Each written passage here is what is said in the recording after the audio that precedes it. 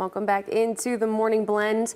It's time for a big announcement. Yep, it is a huge our announcement. Our monthly big announcement with the Natural Land Institute. We have another Tree of the Month. We do. And do you want to do a drum roll? Yeah, We do. let's do a drum roll. Dun, Go dun, ahead. dun. Let us know, Kim. Analyze Legacy Tree Program announces, or we're announcing today, that the May Tree of the Month is an Eastern Redbud. Eastern Redbud. And There it is in all its glory. so many of you will recognize the tree when it blooms in the spring. Like they're almost done blooming now. Yeah, it came They're fast. starting to transition into the leaves, but they have that really beautiful pink color bud. We don't know why they're called red bud because they're not red. Oh. And then it was nominated by John Grow. Many of you will recognize him and know him through the Go Rockford Visitors Bureau organization. It's like we're gonna have one of his employees on Yeah, later. he's got that's the red bud here That's for you. Yeah, that's a nice close-up. So they're that beautiful pink color, and another close-up. I just love them. That looks like a fairly large red bud there over on John's property. Yes, it is. It's very tall. You can see it from the front of the house when you pull in, because it's in their backyard and it rises pretty high. It's 44 feet tall. Yeah, that's a good wow. size. Yeah, that's much taller than most red buds. And there is another red bud in the state of Illinois that's on the Big Tree Register. So this doesn't qualify for the Big Tree Register, but it is still very big. It has a average crown spread of 30 feet.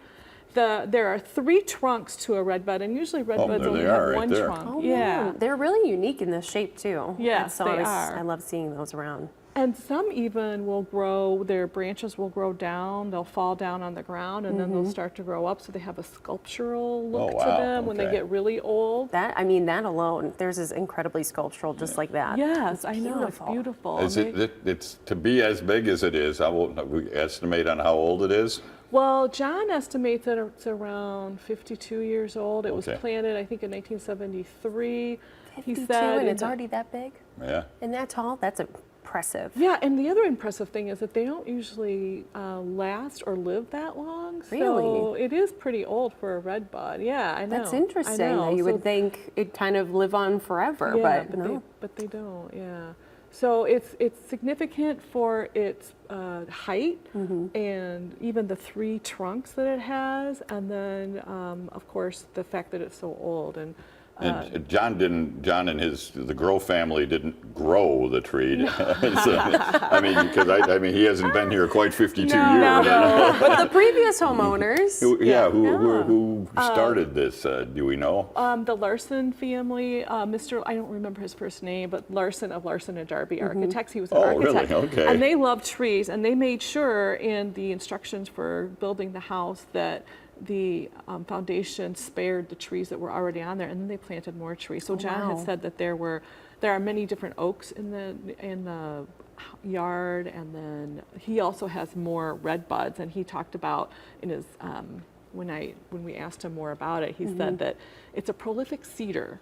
So So there's going to be a lot of red buds all around the property. yes, so many people will understand that and relate to how it drops a lot of seeds. And he pulls out seeds every year. He feels bad about it, but he already has 6 or 7 other red buds growing in his yard. So I understand Yeah. wanting to pull back a little bit when there's that many. So that is our May Tree of Natural Land Institute Tree of the Month. It is an Eastern Redbud. You can't go back into John's backyard and look at it, but you can, look at it online. And we got all the pictures at naturalland.org Yes. that you just saw, and there's a few more opportunities there. So there you go, an Eastern Redbud. And now you got another big event here to talk about. We do. I've been working with 4 other organizations to plan Rockton Pelican Fest this Saturday, May 17th.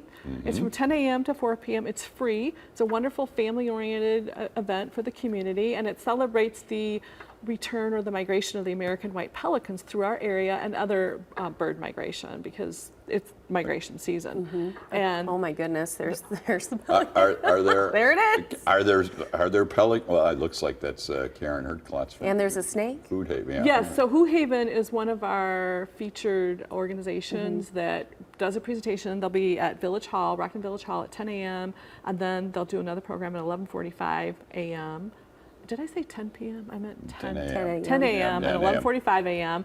They'll have one of their rescued pelicans there so people can see a pelican up close. Because you may not see them live in the wild, or can you? It's not up here. So one of the reasons we also include Niagara Wetland Preserve as part of the festival is because west they of do Rockton. hang out at Niagara Wetland. They also hang out at the dam on the Rock River in Rockton, and you can see them flying over overhead. But you never know when they're going to be at the wetland. Yeah. So And I don't think they would let me get as close as they will at this event. No, they wouldn't. No, Yeah. they're gonna there's they're a- gonna run away There's or a big fly one away, I right. There's a should say. couple.